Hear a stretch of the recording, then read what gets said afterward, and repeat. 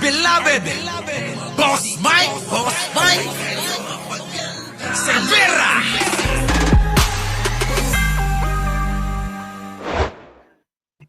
Okay? Hmm.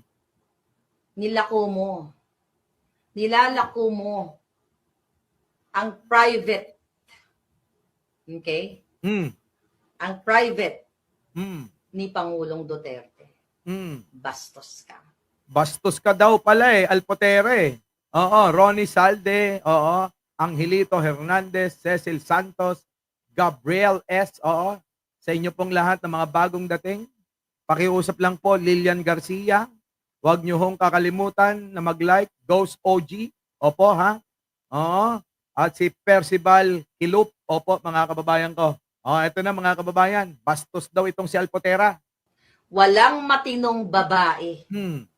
Walang matinong kung girlfriend man, asawa man, Hmm. o tao. Hmm. Walang matino na Hmm. ilalako ang private Hmm. ni Pangulong Duterte. Nako.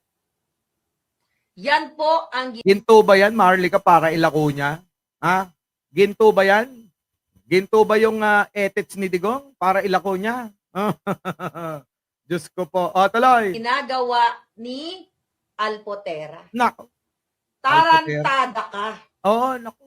Sa totoo, alam na Ah. ng pamilyang Duterte ang ginagawa mo Nak- o ang ginawa mo. Oh, lako. Para matapos na ang Ah. kahababuyan mo. Ah. Grabe, alam na daw ng mga Duterte. Grabe, no? Oh, sige, tuloy. Yes, censored. Hmm. Censored. Hmm. Kailangan ko lang ayusin yung word ko. Ah. Inilalako ni Alpotera ang censored, ang private Hmm. na buhay o hindi buhay Ah. ni Pangulong Duterte. Kaya po ako galit na galit sa babaeng niyang Alpotera na yan. Hayop yan. Naku, hayop ka raw, Alpotera. Grabe ha, hayop! Sobra ka naman, Maharlika, mukhang makahayop ka. Kapag pinagtabi kayong dalawa, mas mukhang hayop ka. Kahit pa magsama kayo ni Hanilet na dalawa. Ano, mga kababayan, kung ikukumpara nyo at itatabi kung pagmumukha lang ang pag-uusapan. Atalay! Grabe ito makapintas. Kala mo maganda? Maganda ka?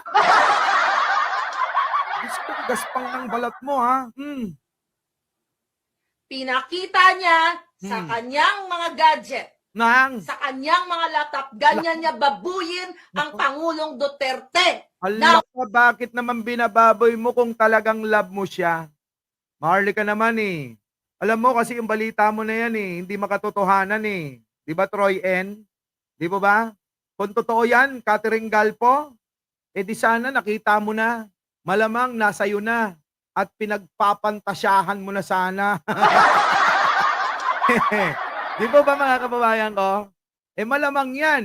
Hindi mapapahuli yan. Sino? Si Jojo Chavez. Grabe yung chismosa. Mauhuli ba yan? Sa mga ganyan, kung mayroon totoong mga nude picture o merong sex video yan? Malamang. Oo. Baka nga, kung meron mang ganyan, ginaya ng mga yan. Ginaya yung posisyon eh, no? Hindi pa nakahubad, tumutuwad agad. Grabe to. Oo, Teresita Tan, matindi to, matindi. Matindi tong mga banat ni Maharlika na to. Sige, tuloy. Ngayon, Oh. sino? Tama ba? Kung kayo ay Duterte supporter? Ah. Walang kalaban-laban ang Pangulong Duterte. Uy, matapang yun. Maraming ang pinatay yun. Anong walang kalaban-laban na pinagsasabi mo? Si Duterte mamamatay tao. Tapos sasabihin mo, walang kalaban-laban to? Diyos ko, kahit ganun yun, ha? Demonyo pag-uutak at pag-iisip nun. Huwag mo sabihin na walang kalaban-laban. Baka pati sa'yo mainis yun. Gusto nga niyang malaman ng maraming tao at taga-ibang bansa sa buong mundo na matapang siya at tao. Tuloy. Iba-ibang set merong sa CR, may sa kama, may kung ano-ano. Iyaya ka nga, di ba? Ano yun? So ano yun? Sa CR, tumutuwad siya. Sa kama, tumitihaya siya. Ganun ba? Ako'y nagtatanong lang mga kababayan kasi hindi niya nililinaw. Saan ba talaga, Marlica? Sa CR, syempre. Kadalasan yan nakatayo kapag tirahan. Dudong. Paano yun? Habang tumitira, nakabaston siya. Di ba nagbabaston na yun? Ano yun? Paano yun? Etong si Marlica talaga eh. Sige tuloy. Dahil ang Pangulong Duterte, Ah. matanda na. Oo nga, alam mo naman matanda na paano pa yun? Paano pa kuminod-kinod yun? Hindi nga may akbang yung paanon. Ikaw Marlica, fake news ka talaga eh. Paano yun? Mga kababayan, ano nga ako, pakipaliwanagan yung isipan ko kasi hindi ko maarok, hindi ko maabot. Troy N, oo. Thank you. Masaya rito, oo. Hindi ko maabot at hindi ko malubos maisip kung paano gagawin yung sa CR. Oo. Ano yun? Di ba? Di ba mga kababayan, pakipaliwanagan yung isipan ko kasi talagang hindi ko maisip ito eh. Hoy, ikaw, idol ko, ano na, alam mo ba kung paano yun? Pinagdidiinan ng matanda na paawa effect. Sige. Matanda na po yung Pangulong Duterte. Nakita naman siguro, ina-assist na 80 years old eh. Oh. Yan ang punot dulo. Kung Nang- bakit kumulo ang dugo ko sa hinayupak na to, Laka? sino siya? Sino siya? Siya yung pinakamalapit sa puso niya. Di mo ba? Putulin na natin dito. Sabi kasi ni Maharlika, sino siya sa puso mo? Maharlika, sino? Sino ba siya sa puso niya? Sino? Eto, yan o. Yun.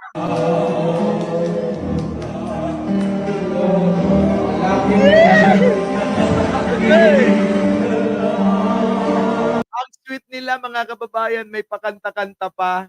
Si Digunyo, biglang kumikig nung hawak yung mikropono at para bang hinaharana niya itong tinatawag nilang si Alpotera. Matindi mga kababayan, no? Inggit tingin ko, no, naiinggit lang si Marlica, no? Naiinggit lang si Marlica? Yan ba sinasabi mo? Maharlika? Ayan o, tingnan mo. Kinikilig si ate. Si ate, mga kababayan, kinikilig. Ito na.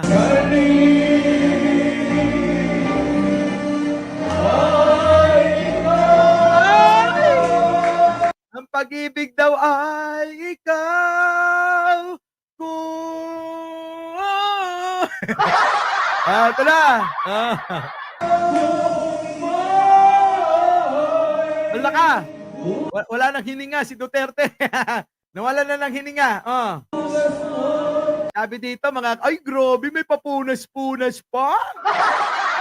Siya ba ang sinasabing Alpotera? Eto daw mga kababayan. Oo. Siya ba ang sinasabing Alpotera daw mga kababayan, no? Pasok. Naku, pinagpapawisan. Ang landi mo, ting. Ang landi naman nun. Nakakainis. Nakakakilig, Walang yan na yan, may papunas-punas pa, mukhang pinagpapawisan si ate habang kinakantahan at hinaharana.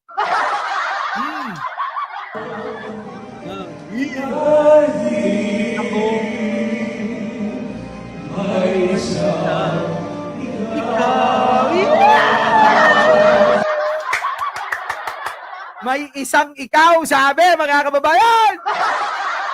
Grabe, no? So dito ba talagang pinagseselosan si ate? Kaya ba talagang kulang na lang ambusin mag-isa ni Maharlika? Grabe, no?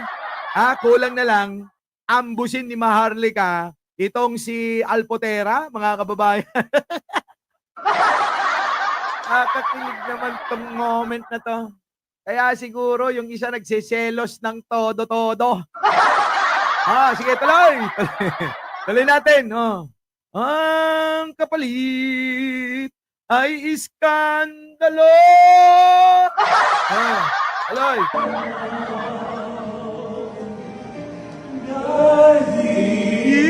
Yung titig ni Digong, mga kababayan, kakaiba. Habang tinititigan ng matindi ni Digong, ito namang si Alpotera, kilig na kilig yun. Yung kilig niya, mga kababayan, hindi na maitatago sa sambayanan. Sapagkat, mga kababayan, yung kilig niya abot hanggang sa kasuluk-sulukan ng katawan. Ito na. Ito na. Laka, Digong. Yung titig ni Digong no? Matindi, no?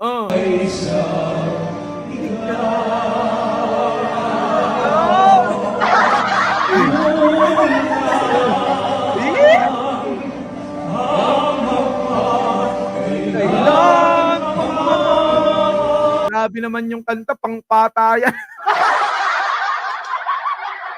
Para bang, mga kababayan, yung kanta na yan, naalala ko, kapag ka may hinahatid sa sementeryo. Ganun talaga, mga kababayan. Alam nyo naman si Digong, di ba? Matanda na yan. Siyempre, yung alam niyang mga kanta, kantahang mga sinauna. Di ba, mga kababayan? So yan po, yan ba yung sinasabi ni Maharlika? Maharlika, ulitin mo yung sinabi mo. Pasok! Yan ang punot dulo. Kung bakit kumulo ang dugo ko sa hinayupak na to, sino siya? Ayun na nga siya, sino siya? Kinantahan pa ni Digong. Ang nag-iisang ikaw daw, sabi niya. Tapos nagtatanong ka pa. Sabi ni Digong, nag-iisang ikaw. Tapos sasabihin mo kung sino siya. Yun na ang kasagutan. Nag-iisang ikaw. Di ba, mga kababayan? Nag-iisang ikaw. Di nag-iisa lang yun. Hindi pwedeng maging dalawa, hindi magiging tatlo, hindi magiging apat. Nag-iisa lang si Alpotera sa puso niya. Period. Di ba, mga kababayan? Anong kinagagalit mo, Maharlika? Siguro naiinggit ka. Siguro gusto mo yung ikaw naman yung pinatutuwad sa kubeta. Wala pinatay niya. Di po ba? Mga kababayan, siguro naiinggit si Maharlika Gusto niya siguro siya yung may picture na pinatutuwad sa kubeta. At siya rin, yung kumakabayo sa kama. Maharlika! Ang gulo-gulo mo, ha? Inggit mo lang yan Nai-imagine ko na kung ano itsura nilang dalawa. Kung si Maharlika ang kasama niya sa mga litrato at sex video na sinasabi niya. Sa tingin nyo, ano itsura? Masisiyang kaya kayong manonood o masusuka? Paki-comment naman, mga kababayan, kung masisiyang kayo na manood sa kanilang dalawa ni Digong. Kung sila yung mga nasa litrato, nasa video, na nasa loob ng kubeta. At sila rin yung dalawa habang kinakabayo niya si Digonyo. Itsura nun. Yay! Tigidig, tigidig, tigidig! Putik na matindi to, mga kababayan. Sige, tuloy! Sino ang nag-utos sa kanya? Yan. Sino? Nilalako niya, binenta ba niya, pinagkaperahan niya. Former president to. Hindi lang to boyfriend mo next door. Hindi lang boyfriend mo raw yan. Yes. Kawawa si Pangulong Duterte at pinapalabas ngayon ng Team Alpotera na they're okay with the Duterte. Hindi kayo aawayin ni Inday. Walang ganon. Wala. So yung mga private moments ni Pangulong Duterte po na yun ay para sa private yun In-invade ni Alpotera, meron sa CR, meron sa kung saan-saan na ipinakita sa amin. Alak ka!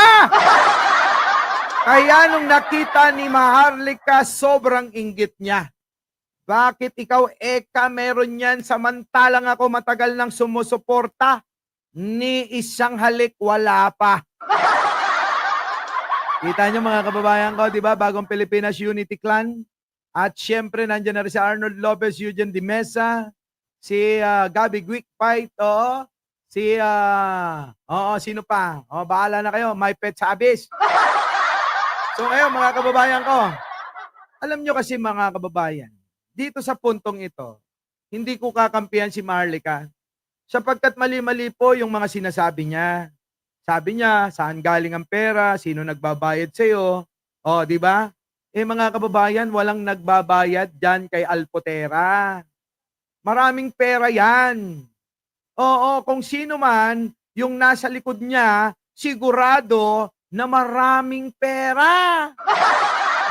Tuloy! Ganyan kababoy ang babaeng ito. Ala ka naman, grabe ka naman. Kung baboy lang ang pag-uusapan, pag pinagtabi kayo, mukha kang baboy ramong nalaspag ng 10 beses ng demonyo. Grabe si Maharlika, no? Matindi, no? Kung gumawa ng kwento. Baby Ruin mo, pinipintasan niya yung napakagandang babae na, na ito ay alingas-ngas, ugong-ugong na syota ni Digong? Sige tuloy. Na nagpapanggap na siya ay mahal na mahal ng pamilyang Duterte. Ay, bakit? Ikaw, mahal ka nila? Di ba pati si Banat Bay galit na galit sa'yo? Ngayon, sino ba talaga totoo? Sa'yo ba galit o sa kanya? Kasi balita ko, yung mga vlogger nila, mahal na mahal itong si Alpotera. Maging ito sila Attorney Trixie, Crisette, at sila Joey. Oo, mga kababayan mahal na mahal si Alpotera. Ngayon, sino nagsasabi ng totoo? Mga kababayan ko. Si Maharlika o etong napakarami nila. Pinipicturan niya ang mga bagay na hindi dapat picturan. Ipinagkakalat niya sa kanyang mga amiga, pinapakita niya, may witness ako dyan.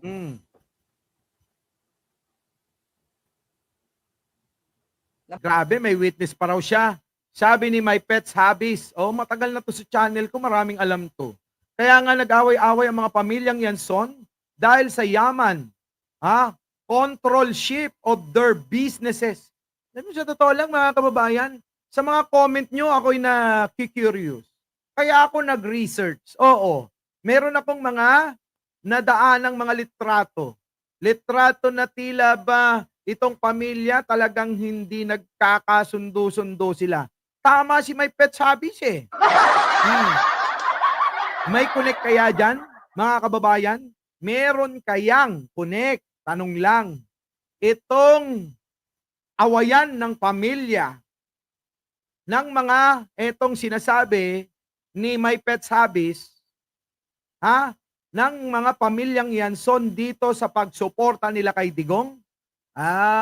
Baka naman. Ito na, tuloy. Nandyan na si Warbistak. Uy, Warbistak, diyan ka lang Huwag ka kasing mga away. Ikaw naman nangaaway ka kung ano-ano pinagsasabi mo Ito na, makinig ka. Makimarites ka Ito na. Banggit ko na rin ang pangalan. Di ba, Grace? Nako. Sabihin mo kung nagsisinungaling ko dahil hindi lang ikaw ang witness ko. Nako, may witness si Maharlika daw. Talagang meron daw mga picture na mga malaswa. May kasama ako. Nasa table tayo. Ganyan kababoy ang babaeng ito. Dapat nga kasuhan yung hayop na to Sino ang... Baka ikaw kasuhan niya, maniwala ka, Maharlika. Baka ikaw kasuhan yan, madagdagan na naman ang kaso mo Tuloy. Nag-uutos sa babaeng yan para guluhin ang buhay ng mga Duterte. Ala, sino daw ang nag-uutos? Ganyan kababoy ang babaeng ito. Dapat nga kasuhan yung hayop na to Sino ang nag-uutos sa babaeng yan para guluhin ang buhay ng mga Duterte? Mali ka dyan. Mali ka na naman Oy, Warbisdak, pag sasampalin mo nga si Maharlika. Mali-mali yung sinasabi niya Mali-mali. Oo. Sino daw ang nag-uutos? Para sirain? Hindi. Hindi inutusan yan para sirain. Para suportahan, ipakita ang pagmamahal. Nang alin? Nang kung sino man yung nag-uutos sa kanya. Ikaw talaga, Maharlika, fake news ka. Hoy, mga DDS, pulutin nyo na to. Itong mga content na to, wala naman, hindi naman ako nagka-copyright eh. Mali si Maharlika. May nag-uutos sa kanya para suportahan si Digong. Ipakita yung pagmamahal nila. Hindi totoo yung sinasabi niya na siraan ng mga Duterte. Kung hindi ipakita yung pagmamahal. Para ipakita yung suporta. Ganon. Ano kayang kapalit? Siyempre may kapalit yan, di ba, mga kababayan? Yun lang naman yan eh. Tuloy. Mali-mali kayo. Naku, Maharlika, ewan ko sa'yo. Eto na. Hindi yan totoo. Di ba? Hindi yan to... Yes, mga palangga. Privacy yan. Hindi mo dapat ilalako ang mga private moments ni Pangulong. Elderly abuse, tama, sabi ni Cat Lover Lady. Elderly abuse yan. Ay, kahit naman na abusuhin natin si Digong ngayon eh. Sa dami ng mga ginawang kasalanan yun sa sambayan ng Pilipino. Sa mamayang Pilipino, kulang pang durugin ang pagmumukha nun.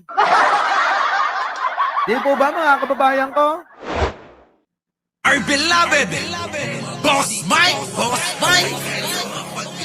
Cervera.